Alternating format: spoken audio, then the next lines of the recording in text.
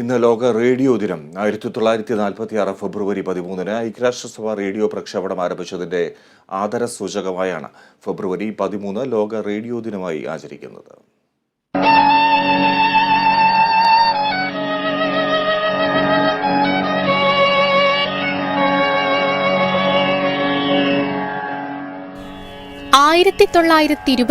മുതലാണ് ഇന്ത്യക്കാർ ആദ്യമായി റേഡിയോ ശബ്ദം കേട്ടു തുടങ്ങിയത്. അന്നേ വരെ ഇന്ത്യൻ ജനതയ്ക്ക് പരിചിതമല്ലാതിരുന്ന ശ്രവ്യമാധ്യമത്തിന്റെ പുതിയ അനുഭവം ജനങ്ങളിലേക്ക് എത്തിച്ചത് റേഡിയോ ക്ലബ് ഓഫ് ബോംബെ എന്ന കൂട്ടായ്മയാണ്.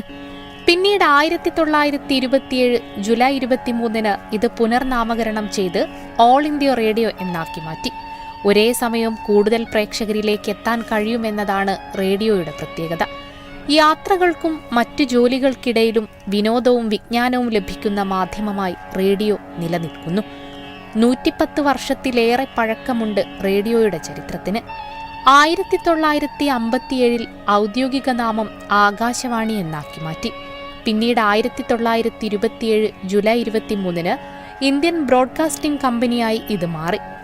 ഓൾ ഇന്ത്യ റേഡിയോ എന്ന് 1956 വരെ അറിയപ്പെട്ടിരുന്നുവെങ്കിലും ആകാശവാണി എന്ന പുതിയ നാമത്തിലാണ് റേഡിയോ ജനഹൃദയങ്ങളിൽ ഇടം പിടിച്ചത്. ദൃശ്യമാധ്യമങ്ങളുടെ കടന്നുവരവോടെ ഇന്നത്തെ തലമുറയ്ക്ക് റേഡിയോ അന്യമായെങ്കിലും റേഡിയോയിലെ വാർത്തകളും പാട്ടുകളും കേൾക്കുന്നത് ദിനചര്യയായി മാറിയ കുറച്ചുപേരെങ്കിലും ഇന്നുമുണ്ട്.